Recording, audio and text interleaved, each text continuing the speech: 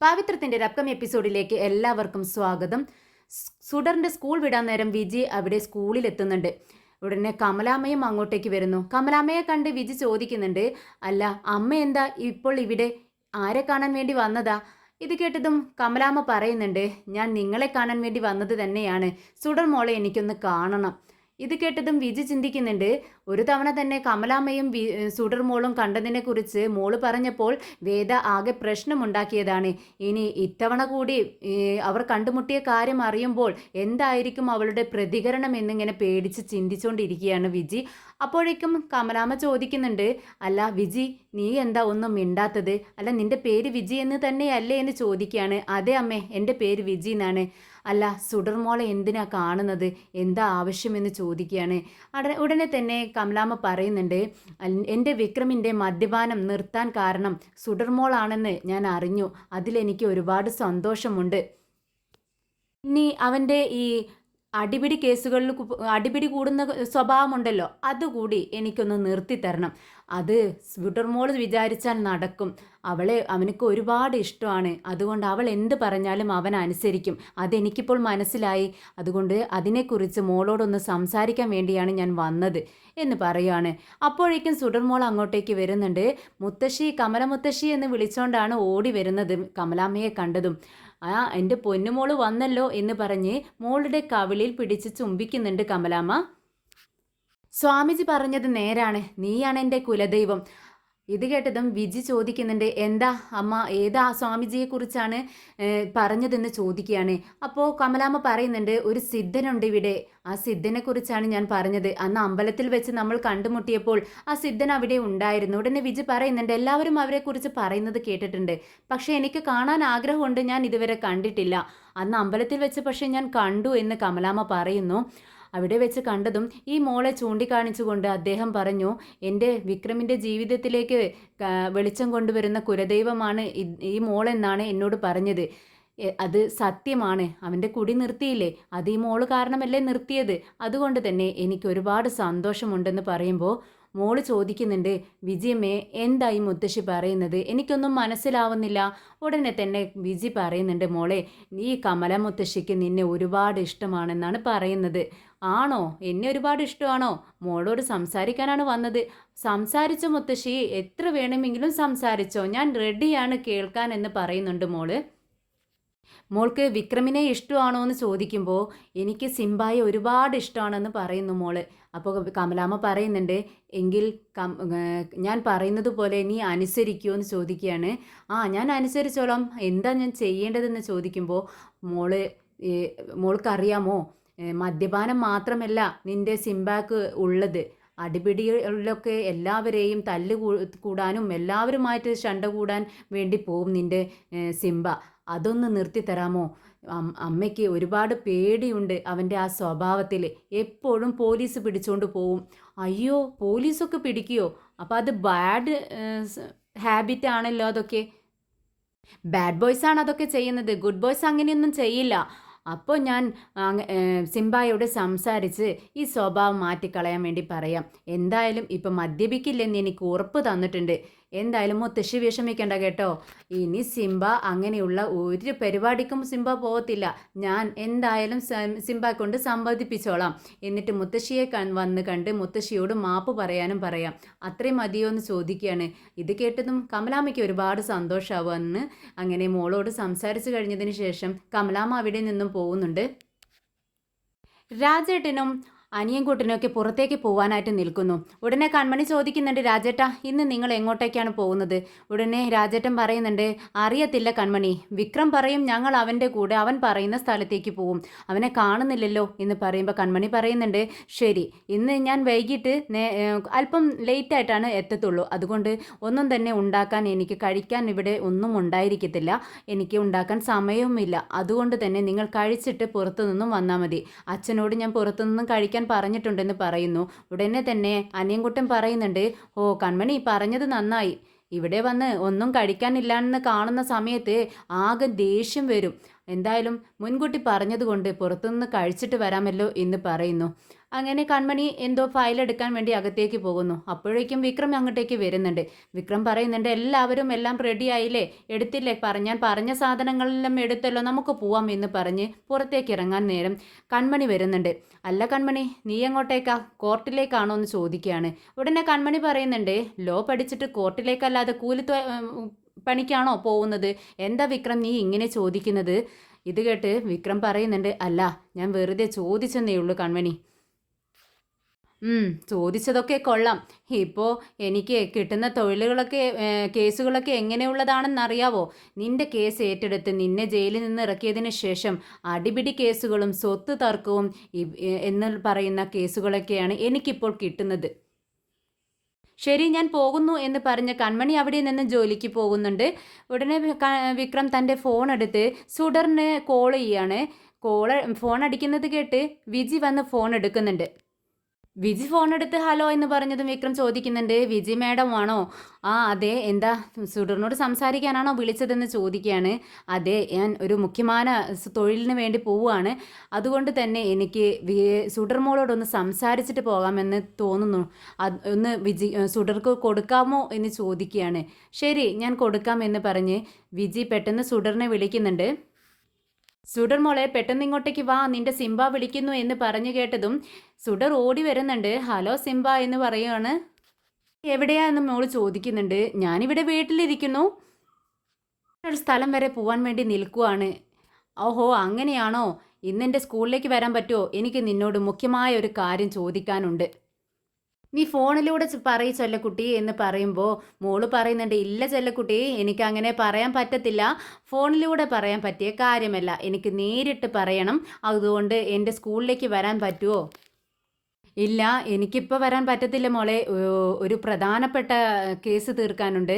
ഒരു വയസ്സ് മുതിർന്ന ഒരാൾ വിളിച്ചിട്ട് ഒരു ഉപകാരം ചെയ്തു കൊടുക്കാൻ വേണ്ടി പറഞ്ഞതാണ്. അതിന് വേണ്ടി പോവുകയാണ് എന്ന് പറയുമ്പോൾ മോള് ചോദിക്കുന്നുണ്ട്, എന്ത് തൊഴിലിന് വേണ്ടിയാണ് പോകുന്നത്, എന്ത് ജോലിക്കാണ് പോകുന്നത്? നീ ആരുമായിട്ടെങ്കിലും തല്ലുകൂടാൻ വേണ്ടി പോവുകയാണോ എന്ന് ചോദിക്കുക കേട്ടോ. വഴക്കടിക്കാൻ വേണ്ടി പോവുകയാണോ എന്ന് ചോദിക്കുമ്പോൾ വിക്രം പറയുന്നുണ്ട്, ഏയ് അല്ലല്ല, ഞാൻ അതിനൊന്നും വേണ്ടി പോകുന്നതല്ല, ഇത് വേറൊരു കാര്യത്തിന് വേണ്ടി പോകുന്നതാ. ഉടനെ തന്നെ മോള് ചോദിക്കുന്നുണ്ട്, സത്യം പറ സിംബ, ഞാൻ ചോദിച്ചതിന് സത്യം പറ. ഉടനെ വിക്രം പറയുന്നുണ്ട്, അത് മോളെ ഒരു പ്രശ്നമുണ്ടാവുമോ എന്നൊരു സംശയം, അതിനെ തടുക്കാനായിട്ടാണ് ഞാൻ പോകുന്നത്. നീ എന്നാ വരിക? ഞാൻ നാളെ രാവിലെ വരും. ശരി, എന്നാൽ നീ പോയിട്ട് വാ, എന്നിട്ട് ഞാൻ പറയാനുള്ള കാര്യം പറയാം. അത് കേട്ടതും വിക്രമിന് ആകെ വിഷമമായി. മോൾ എന്തോ പ്രധാനപ്പെട്ട കാര്യം പറയാനാണ് തന്നെ വിളിക്കുന്നതെന്നറിയാം. പക്ഷേ അത് മോള് ഫോണിലൂടെ പറയില്ല എന്ന് വാശി പിടിക്കുമ്പോൾ വിക്രമിന് ആകെ വിഷമം തോന്നുകയാണ്. വിക്രം അത് പറയുന്നുണ്ട്, അയ്യോ, ഇനി വരുന്നത് വരെ എനിക്കൊരു സമാധാനവും ഉണ്ടാവത്തില്ലല്ലോ. ഇനിയിപ്പോൾ എന്ത് ചെയ്യും? ഇക്കാര്യത്തിന് എനിക്ക് പോവാതിരിക്കാനും പറ്റത്തില്ല. ശരി, നീ ആ കാര്യത്തെക്കുറിച്ച് ഒരു ക്ലൂ എങ്കിലും എനിക്ക് തരാമോ എന്ന് ചോദിക്കുമ്പോൾ മോള് പറയുന്നുണ്ട്, ഇല്ല, ഒരു ക്ലൂവും തരത്തില്ല. എനിക്ക് നിന്നോട് അക്കാര്യം നേരിട്ട് ചോദിക്കുകയും പറയുകയും ചെയ്യണം. നീ നാളെ കാര്യങ്ങളെല്ലാം കഴിഞ്ഞ് എന്നെ കാണാൻ വാ സ്കൂളിലേക്ക്, അപ്പോൾ ഞാൻ പറയാം. ശരി, എത്ര പെട്ടെന്ന് കാര്യം കഴിഞ്ഞ് ഇങ്ങോട്ടേക്ക് വരാൻ പറ്റുമോ അത്രയും പെട്ടെന്ന് ഞാൻ നിന്റെ അടുത്തേക്ക് എത്തിക്കോളാം. ഓക്കെ, ഗോഡ് പ്രോമിസ് അല്ലേ എന്ന് ചോദിക്കുന്നുണ്ട് മോള്. ശരി, പ്രോമിസ് എന്ന് പറഞ്ഞ് കോള് കട്ട് ചെയ്യുകയാണ് വിക്രം. കോള് കട്ട് ചെയ്തതും വിജി മോളോട് ചോദിക്കുന്നുണ്ട്, അല്ല, ഇത്ര പ്രധാനപ്പെട്ട കാര്യം നിനക്ക് എന്താ സിംബാനോട് പറയാനുള്ളത്? അത് കേട്ടതും മോള് പറയുന്നുണ്ട്, അത് എന്താണെന്നറിയാമോ വിജയമ്മേ? വിജയമ്മ സിംബാനോട് പറയോ? പറയില്ലെങ്കിൽ ഞാൻ പറയാം. ഇല്ല, ഞാൻ എന്തിനാ നിൻ്റെ സിംബാനോട് ഇതൊക്കെ പറയാൻ പോകുന്നത്? മോള് പറ, ഞാൻ കേൾക്കട്ടെ. വിജിമ്മ അന്ന് സ്കൂളിൽ വന്നില്ലേ ഈ സിംബയുടെ അമ്മ കമലമുത്തശ്ശി അന്ന് പറഞ്ഞല്ലോ, ഈ സിംബ എല്ലാവരോടും വഴക്കടിക്കാൻ പോവുകയാണ്, അത് നിർത്തലാൻ വേണ്ടി എന്നോട് പറയാൻ വേണ്ടി പറഞ്ഞില്ലേ? അതിനെക്കുറിച്ച് സംസാരിക്കാൻ വേണ്ടിയിട്ടാണ് ഞാൻ സിംബയോട് വരാൻ പറഞ്ഞിരിക്കുന്നത്. ഞാൻ അവൻ്റെ തല്ലുകൂടാൻ പോകുന്ന ഈ സ്വഭാവമുണ്ടല്ലോ, അത് ഞാൻ അങ്ങ് നിർത്താൻ പോവുക. ഇത് കേട്ട് വിജിക്ക് ഒരുപാട് സന്തോഷമാവുകയാണ്. അങ്ങനെയാണെങ്കിൽ വിക്രം ഒരു നല്ല മനുഷ്യനാവുമല്ലോ എന്നാണ് വിജി ചിന്തിക്കുന്നത്. അങ്ങനെയാണോ മോളെ എന്ന് ചോദിക്കുമ്പോൾ മോള് പറയുന്നുണ്ട്, ആ വിജിയമ്മ, ഞാൻ സിംബായോട് സത്യം ചെയ്യിക്കും, ഇനി ഒരിക്കലും വഴക്കുണ്ടാക്കാൻ പോവില്ലെന്ന് സത്യം ചെയ്യിക്കും വിജിയമ്മേ എന്ന് പറയുവാണ്. മോൾക്കും സന്തോഷമാവുന്നുണ്ട്. അവൻ വരട്ടെ സിംബ, സിംബ വരട്ടെ വിജയമ്മ. എന്നിട്ട് ഞാൻ അവൻ്റെ അടുത്ത് പ്രോമിസ് മേടിക്കും. എൻ്റെ അടുത്ത് പ്രോമിസ് ചെയ്താൽ അവൻ ഒരിക്കലും അത് തെറ്റിക്കത്തില്ല. എനിക്കത് അറിയാം വിജയമ്മേ എന്ന് പറഞ്ഞ് ചിരിക്കുകയാണ് മോള്. ഇത് കേട്ട് വിജി ഇങ്ങനെ ചിന്തിക്കുന്നുണ്ട്. എന്തായാലും കമലാമ്മ അറിഞ്ഞോ അറിയാതെയോ എന്നാൽ ശരിയായ ആളോടാണ് ഈ ആൾക്കിട്ടാണ് ഈ കേസ് കൊടുത്തിരിക്കുന്നത്, വിക്രമിൻ്റെ കേസ്.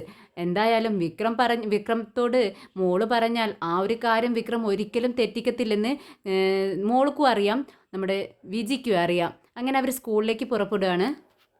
സ്കൂൾ വിട്ട് വിജിയും മോളും വീട്ടിലേക്ക് വരുവാണ്. വീട്ടിലേക്ക് വന്ന് കോളിംഗ് ബെല്ലടിച്ചതും ഡോറ് തുറക്കുന്നത് നമ്മുടെ വേദയാണ്. വേദയെ കണ്ടതും മോൾക്ക് ഒരുപാട് സന്തോഷമാവുകയാണ്. എന്നും മോളാണ് ഫസ്റ്റ് വീട്ടിലെത്തുന്നത്. വേദ പറഞ്ഞ സമയത്ത് ഒരിക്കലും എത്താറില്ല. ഇത് കണ്ട് വിജിയും ചോദിക്കുന്നുണ്ട്, ഇല്ല എന്ത് പറ്റി വേദ നിനക്ക്, ഇന്നെന്താ ഇത്ര നേരത്തെ വീട്ടിലെത്തിയത്? ഉടനെ തന്നെ വേദ പറയുന്നുണ്ട്, കുറച്ച് അർജൻറ്റ് ജോലികളുണ്ടായിരുന്നു, അതെല്ലാം പെട്ടെന്ന് തീർത്ത് ഞാൻ വീട്ടിലേക്ക് ഓടി വന്നതാ. മോള് വാ എന്ന് പറഞ്ഞ് എല്ലാവരും സന്തോഷത്തോടെ മോളെയും കൂട്ടിക്കൊണ്ട് അകത്തേക്ക് പോവുകയാണ്. ഉടനെ വേദയോട് മോള് ചോദിക്കുന്നുണ്ട്, വേദേ നീ എന്താ ഇന്ന് നല്ല ഡ്രസ്സൊക്കെ ഇട്ട് പുറത്തു പോകാൻ റെഡിയായി നിൽക്കുന്നത് പോലെ നിൽക്കുന്നത്, എന്തു പറ്റിയെന്ന് ചോദിക്കുകയാണ്. ഉടനെ തന്നെ വേദ മോളെ അടുത്തിരുത്തിക്കൊണ്ട് പറയുന്നുണ്ട്, അതെ എനിക്കൊരു വഴക്കാളി മോളുണ്ട്. അവൾ എപ്പോൾ പുറത്തു പോയി ബിരിയാണി കഴിക്കാമെന്ന് പറഞ്ഞാലും എനിക്ക് അവളോടൊപ്പം പോവാനായി പറ്റാറില്ല. എന്തായാലും ഇന്ന് അവളെയും കൂട്ടി പുറത്തു പോയി ഭക്ഷണം കഴിക്കാമെന്ന് ഞാൻ ചിന്തിക്കുന്നുണ്ടെന്ന് പറയുമ്പോൾ മോള് പറയുന്നുണ്ട്, നിനക്ക് ഒരേ ഒരു വഴക്കാളി മോളല്ലേ ഉള്ളൂ, അത് ഈ ഞാനല്ലേ സുഡർ. വേറെ ഏത് മോളെ പറ്റിയാ നീ പറയുന്നതെന്ന് ചോദിക്കുമ്പോൾ വേദയും പറയുന്നുണ്ട്, ഞാൻ നിന്നെപ്പറ്റി തന്നെയാണ് സുഡർ സംസാരിക്കുന്നത്. എന്നിട്ടും നിനക്കത് മനസ്സിലായില്ലേ എന്ന് ചോദിക്കുമ്പോൾ വിജി പറയുന്നുണ്ട്, അവൾ കുഞ്ഞല്ലേ വേദേ, ഇതൊക്കെ ചിന്തിക്കാനും മനസ്സിലാക്കാനുള്ള പ്രായം അവൾക്ക് ആയിട്ടില്ലല്ലോ. വിജി മോളോട് പറയുന്നുണ്ട്, മോളെ ഇന്ന് നിന്നെയും കൂട്ടി അമ്മ പുറത്തു പോകുന്നു. ഇത് കേട്ടതും സുഡറിന് ഒരുപാട് സന്തോഷമാണ്. സത്യമാണോ വേദ എന്ന് ചോദിക്കുമ്പോൾ സത്യം, ഒരുപാട് സത്യം, നീ പെട്ടെന്ന് ചെന്ന് റെഡിയായിട്ട് വാ എന്ന് പറയുമ്പോൾ വേണ്ട നമുക്ക് ഇപ്പം തന്നെ പോവാം, ഈ ഡ്രസ്സ് മതി എന്ന് പറയുവാണ്. യൂണിഫോം ഇട്ടൊന്നും ഇങ്ങനെ പുറത്തേക്ക് പോകാൻ പറ്റത്തില്ല, കാഷ്വൽ ഡ്രസ്സ് ധരിച്ചിട്ട് വേണം പോവാൻ, മോള് പോയി ഡ്രസ്സ് മാറ്റി ചേഞ്ച് ചെയ്തിട്ട് വാ എന്ന് പറയുവാണ് വേദ. ഇത് കേട്ട് വിജയും പറയുന്നുണ്ട്, അമ്മ പറയുന്നത് മോളെ ശരിയാണ്, യൂണിഫോം ഇട്ട് സ്കൂളിലേക്ക് മാത്രമേ പോവാൻ പാടുള്ളൂ, പുറത്തേക്ക് പോകുന്ന സമയത്ത് കാഷ്വൽ ഡ്രസ്സൊക്കെ ധരിച്ച് വേണം പോവാൻ. നീ ചെന്ന് ഫ്രഷായി ടേബിളിലിരിക്കുന്ന ഡ്രസ്സ് ഇട്ടുകൊണ്ട് വാ, എന്നിട്ട് നമുക്ക് പുറത്തേക്ക് പോവാമെന്ന് വിജി പറയുകയാണ്. മോള് സന്തോഷത്തോടെ അകത്തേക്ക് ഓടുന്നുണ്ട്.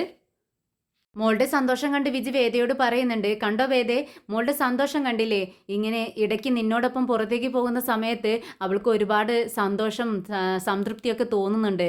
ഇത് കേട്ടതും വേദ പറയുന്നുണ്ട്, എനിക്ക് ആഗ്രഹമില്ലാഞ്ഞിട്ടല്ല ചേച്ചി, പോവാനായി എത്ര തവണ തുനിയുന്നു, പക്ഷേ അപ്പോഴെല്ലാം ആരുടെയെങ്കിലും വിളി വരും, എന്തെങ്കിലും അർജൻറ്റ് കേസുകളുണ്ടാവും, അങ്ങനെ എനിക്ക് പോവേണ്ടി വരും. അന്നേരം എനിക്കും ഒരുപാട് വിഷമം തോന്നുന്നുണ്ട്, പക്ഷേ എന്ത് ചെയ്യാം, എൻ്റെ ജോലി അത്തരത്തിലുള്ളതായി പോയില്ലേ, അതുകൊണ്ടാണ് ഇന്ന് പെട്ടെന്ന് വർക്കെല്ലാം തീർത്ത് വീട്ടിലേക്ക് ഓടി വന്നത്. ശരി, ഇതുപോലെ ഇടയ്ക്കിടയ്ക്ക് നീ സമയം കണ്ടെത്തി അവളോടൊപ്പം സമയം ചെലവഴിക്കണം. അങ്ങനെയാണെങ്കിൽ മാത്രമേ അവൾ ഹാപ്പിയായി ഹെൽത്തിയായി നല്ല സന്തോഷത്തോടെ ഇരിക്കത്തുള്ളൂ. അങ്ങനെ മോള് ഡ്രസ്സൊക്കെ ചേഞ്ച് ചെയ്ത് വരുന്നുണ്ട്. എന്നാൽ വിജി പോകുന്നില്ല. അപ്പോൾ വേദ ചോദിക്കുന്നുണ്ട്, അതെന്ത് പറ്റി, ചേച്ചിയും കൂടെ വാ, അല്ലെങ്കിൽ ഒരു രസമുണ്ടാവത്തില്ല എന്ന് പറയുവാണ്. അപ്പോൾ വിജി പറയുന്നുണ്ട്, ഇല്ല, ഇത് അമ്മയ്ക്കും മോൾക്കും തനിയുള്ള സ്പെഷ്യൽ ടൈമാണ്, ഞാൻ എപ്പോഴും അവളോടൊപ്പം തന്നെയല്ലേ ഇരിക്കുന്നത്, ഇന്ന് നിങ്ങൾ രണ്ടുപേരും പോയിട്ട് വാ. ഇത് കേട്ട് ശരി എന്ന് പറഞ്ഞ് വേദയും മോളും കൂടി പുറത്തേക്ക് ഇറങ്ങുന്നു. വേദ പുറത്തേക്ക് ഇറങ്ങിയതും വേദയുടെ ഗൺമാൻ അങ്ങോട്ടേക്ക് വരുന്നുണ്ട്. അദ്ദേഹം പറയുന്നുണ്ട്, നിങ്ങൾ പുറത്തേക്ക് പോവുകയാണെങ്കിൽ നിങ്ങളുടെ രക്ഷയ്ക്കായി ഞാനും വരാം മാഡം എന്ന് പറയുകയാണ്. എന്നാൽ ഇതൊട്ടും വേദയ്ക്ക് ഇഷ്ടമല്ല. വേദ പറയുന്നുണ്ട്, പറ്റത്തില്ല, ഇത് ഞാനും മോളും തനിച്ച് സ്പെൻഡ് ചെയ്യാൻ പോകുന്ന ടൈമാണ്, ഇത് ഞങ്ങളുടെ ലോകം, അങ്ങോട്ടേക്കാണ് ഞങ്ങൾ പോകുന്നത്, അതിലേക്ക് വേറൊരാൾ വരുന്നത് എനിക്ക് ഇഷ്ടമല്ല. അത് കേട്ട് പോലീസുകാരൻ പറയുന്നുണ്ട്, മാഡം പ്ലീസ് മാഡം, നിങ്ങളുടെ ജീവൻ ആപത്തുണ്ട്, അങ്ങനെയൊരു കംപ്ലയിൻറ്റ് ന്യൂസ് വന്നതുകൊണ്ടാണ് ഞങ്ങൾ ഇത്രയും ശ്രദ്ധിക്കുന്നത്, മാഡം പ്ലീസ് എന്ന് പറയുന്നു. ഇതിനു മുൻപും ഇങ്ങനെയുള്ള പ്രശ്നങ്ങളൊക്കെ ഉണ്ടായിട്ടുണ്ട്, അത് ഞാൻ തരണം ചെയ്തിട്ടുമുണ്ട്, ഇത് എൻ്റെ പേഴ്സണൽ ട്രിപ്പാണ്, നിങ്ങൾ അത് സ്പോയിൽ ചെയ്യരുതെന്ന് പറയുന്നു. SP-യുടെ ഓർഡറാണ് മാഡം എന്ന് പോലീസുകാരൻ പറയുമ്പോൾ വേദ പറയുന്നുണ്ട്, SP-യോട് ഞാൻ സംസാരിച്ചോളാം, നിങ്ങൾ ടെൻഷൻ ആവണ്ട, ഓക്കെ എന്ന് പറഞ്ഞ് വിജിയോട് യാത്ര പറഞ്ഞ് അവരവിടെ നിന്നും ഇറങ്ങുന്നുണ്ട്. എന്നാൽ വേദയും മോളും സഞ്ചരിക്കുന്ന വണ്ടി വീട്ടിൽ നിന്നും പുറത്തേക്ക് ഇറങ്ങിയതും അവരെ ഫോളോ ചെയ്ത് ഒരു ലോറി പിറകെ വരുന്നു. എന്നാൽ വേദ ഇതൊന്നും അറിയുന്നില്ല. വേദയുടെ ശത്രുക്കൾ വേദയെ കൊല്ലാനായിട്ട് ഏർപ്പാടാക്കിയ വണ്ടിയായിരുന്നു അത്. എന്നാൽ ഇതേ സമയം മറ്റൊരു വാഹനത്തിൽ വിക്രമും ഫ്രണ്ട്സും ഒരു സ്ഥലത്തേക്ക് വന്നുകൊണ്ടിരിക്കുകയാണ്. പെട്ടെന്ന് വണ്ടിക്ക് കുറുകെ ഒരാളങ്ങ് നടന്നു പോയതും വണ്ടിക്ക് സഡൻ ബ്രേക്ക് ഇട്ടതുകൊണ്ട് എല്ലാവരും മുന്നോട്ടങ്ങ് നീങ്ങുന്നുണ്ട്, ചാടുന്നുണ്ട്. അങ്ങനെ നമ്മുടെ നെറ്റിയിൽ നിന്നും ചോര വരുന്നുണ്ട്. അത് കണ്ടതും രാജേട്ടൻ പറയുന്നുണ്ട്, വിക്രം നമുക്ക് അങ്ങോട്ടേക്ക് പോകണോ? ഇതൊരു അപശകുനമായിട്ടാണ് എനിക്ക് തോന്നുന്നത്. കേട്ട് വിക്രം പറയുന്നുണ്ട്, ശരി, കുഴപ്പമൊന്നും ഉണ്ടായില്ലല്ലോ. അത് അദ്ദേഹം പെട്ടെന്ന് ഒരു വയസ്സായ ആളല്ലേ, പെട്ടെന്ന് വണ്ടിക്ക് മുന്നിലേക്ക് വന്നപ്പോൾ ബ്രേക്ക് ഇട്ടതല്ലേ, അതിനെന്തിനാ രാജേട്ടൻ ഇങ്ങനെയൊക്കെ പറയുന്നത്? ആർക്കും കുഴപ്പമൊന്നും ഇല്ലല്ലോ എന്ന് ചോദിക്കുകയാണ്. എന്നാൽ അനിയൻകുട്ടൻ ഒരുപാട് പേടിച്ചു പോയി. മോള് പാട്ടൊക്കെ പാടിയിട്ടാണ് വണ്ടിയിലിരിക്കുന്നത്. എന്നാൽ പിറകെ വരുന്ന ലോറി ഡ്രൈവറോടൊപ്പം ഇരിക്കുന്ന ഗുണ്ട പറയുന്നുണ്ട്, ഡാ വേഗം സ്പീഡിൽ വിടടാ, ആ കാറിനെ ഇടിച്ച് തെറിപ്പിക്കടാ എന്ന് പറയുവാണ്. ആ ലോറി വേദിയുടെ കാറിന് നേരെ പാഞ്ഞടുക്കുന്നുണ്ട്. പെട്ടെന്ന് വേദിയുടെ വണ്ടിക്ക് നേരെ അങ്ങ് ഇടിച്ച് കയറ്റുവാണ് ആ ലോറി. വേദയുടെ സുഡർ എന്നുള്ള നിലവിളി കേൾക്കുന്നുണ്ട്. മോളുടെയാണെങ്കിൽ അമ്മ എന്നുള്ള വിളിയുമാണ് കേൾക്കുന്നത്. ഇടിച്ച ലോറി നിർത്താതെ പോകുന്നുണ്ട്. വേദയുടെ കാർ ആകെ തകർന്നു പോകുന്നു. വേദയ്ക്ക് പതിയെ ബോധം വരുന്നുണ്ട്. വേദ പതിയെ വണ്ടിയിൽ നിന്നും ഇറങ്ങി വരുന്നുണ്ട്. ഫ്രണ്ട് സീറ്റിലിരിക്കുന്ന സുഡറിന്റെ അടുത്തേക്ക് ചെല്ലുന്നു. പെട്ടെന്ന് ഡോറ് തുറന്നതും സുഡറിന്റെ ചോരയിൽ കുതിർന്ന മുഖമാണ് കാണുന്നത്. സുഡർ മോളെ, സുഡർ നോക്കും മോളെ എന്ന് വിളിച്ചുകൊണ്ട് തട്ടി വിളിക്കുന്നുണ്ട് മോളെ. പക്ഷെ മോള് കണ്ണു തുറക്കുന്നില്ല. വിക്രം രാജേട്ടനോട് ചോദിക്കുന്നുണ്ട്, അല്ല രാജേട്ടൻ അപശകുനം എന്ന് പറഞ്ഞില്ലേ വരുന്ന വഴിക്ക്?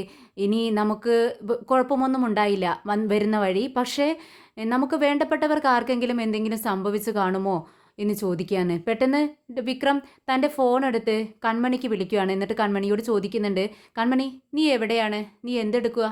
ഉടനെ കൺമണി പറയുന്നുണ്ട്, ഞാൻ ഇന്ന് കോർട്ടിൽ പോയി തിരിച്ചു വന്നു, ഇതാ വീട്ടിലിരുന്ന് ഫയലുകളൊക്കെ നോക്കുന്നു. എന്താ ഇപ്പോൾ വിക്രം? അല്ല നിനക്ക് കുഴപ്പമൊന്നുമില്ലല്ലോ? എനിക്കെന്ത് കുഴപ്പമുണ്ടാവാൻ? എനിക്കൊരു പ്രശ്നവുമില്ല. അല്ല അച്ഛൻ എവിടെ? അച്ഛൻ ഞാൻ വരുമ്പോൾ ഉറങ്ങുമായിരുന്നു. ഞാൻ വന്നതിന് ശേഷം എനിക്ക് ചായ ഇട്ട് തരാമെന്ന് പറഞ്ഞ് കിച്ചണിലേക്ക് പോയിട്ടുണ്ട്. ശരി, നീ എന്താ, നിന്റെ വോയിസ് എന്താ വളരെ ഡള്ളായിരിക്കുന്നല്ലോ വിക്രം, എന്ത് പറ്റി? നീ എന്തിനാ ഇങ്ങനെയൊക്കെ ചോദിക്കുന്നതെന്ന് കൺമണി ചോദിക്കുമ്പോൾ, കുഴപ്പമൊന്നുമില്ല, ശരി ഞാൻ പിന്നെ വിളിക്കാമെന്ന് പറഞ്ഞ് ഫോൺ കട്ട് ചെയ്യുന്നുണ്ട് വിക്രം. കോള് കട്ട് ചെയ്തതും രാജേട്ടൻ വിക്രമിനോട് ചോദിക്കുന്നുണ്ട്, എന്ത് പറ്റി വിക്രം? എന്താ കൺമണി പറഞ്ഞത്? ഇല്ല, കൺമണിക്കും അച്ഛനക്കും പ്രശ്നമൊന്നുമില്ല. പിന്നെ എന്തിനാ വിക്രം നീ ഇങ്ങനെ ടെൻഷൻ അടിക്കുന്നത്? അവിടെ പ്രശ്നമൊന്നും ഇല്ലല്ലോ. അല്ല രാജേട്ടാ, എന്തോ പ്രശ്നമുണ്ട്. അവർക്ക് പ്രശ്നമില്ലെങ്കിലും ഏറെ എന്തോ കുഴപ്പമുള്ളതുപോലെ തോന്നുന്നു. എൻ്റെ മനസ്സിനങ്ങനെ പറയുന്നു. മനസ്സിലെന്തോ ഒരു വിങ്ങല്, മനസ്സിന് എന്തോ ശരിയല്ല എന്നിങ്ങനെ മനസ്സ് പറയുന്നത് പോലെ എനിക്ക് തോന്നുന്നു.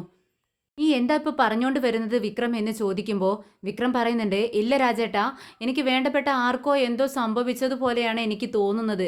ഉടനെ രാജേട്ടൻ പറയുന്നുണ്ട്, അങ്ങനെയാണെങ്കിൽ നിന്റെ വീട്ടിൽ ആർക്കെങ്കിലും എന്തെങ്കിലും സംഭവിച്ചു കാണുമോ എന്ന് ചോദിക്കുകയാണ്. പെട്ടെന്ന് വിക്രമിൻ്റെ മുഖത്ത് ഭയം വരുന്നുണ്ട്. പെട്ടെന്ന് വിക്രം ഫോൺ എടുത്ത് വിശ്വത്തിന് വിളിക്കുന്നുണ്ട്. വിഷൻ ഷോപ്പിലേക്ക് പോകുന്ന വഴിയാണ്. ഉടനെ തന്നെ വിക്രം ചോദിക്കുന്നുണ്ട്, ചേട്ടൻ ഇതെവിടെയാ? ഞാനിതാ ഭക്ഷണം കഴിച്ച് വീട്ടിൽ നിന്നും ഷോപ്പിലേക്ക് പോകുന്നു. എന്താ വിക്രം എന്ന് ചോദിക്കുമ്പോൾ, അല്ല വീട്ടിലെ ചേച്ചിക്കും അമ്മയ്ക്കും ഒക്കെ സുഖമല്ലേ? എന്താ വിക്രം പെട്ടെന്ന് ഇങ്ങനെയൊരു ചോദ്യം? അവരൊക്കെ സുഖമായിട്ടിരിക്കുന്നു. ഞാൻ വരുമ്പോൾ ഭക്ഷണം കഴിച്ചുകൊണ്ടിരിക്കുകയാണ്. എന്താ നീ ഇങ്ങനെ ചോദിക്കാൻ കാരണമെന്ന് ചോദിക്കുമ്പോൾ, ഒന്നുമില്ല, ഞാൻ വെറുതെ അന്വേഷിച്ചു എന്നേ ശരി എന്ന് പറഞ്ഞ് ഫോൺ കട്ട് ചെയ്യുകയാണ് വിക്രം. പെട്ടെന്ന് വിക്രമിൻ്റെ മനസ്സിലെ എന്തോ ഒരു ഭയം മനസ്സിലിങ്ങനെ ചിന്തിക്കുന്നുണ്ട് വിക്രം. എന്തോ ഒരു ഭയം എൻ്റെ ഉള്ളിലുണ്ടല്ലോ, അതെന്തിനാണെന്ന് അറിയുന്നില്ല, എന്തിനാണെന്നറിയാത്തൊരു ഭയം. അതെന്താ എൻ്റെ മനസ്സ് ഇങ്ങനെ എന്ന് വിക്രമിൻ്റെ മനസ്സിൽ ഇങ്ങനെ കിടന്ന് മനസ്സ് തന്നെ ചോദിക്കുന്ന ഒരു അവസ്ഥ വരുവാണ്.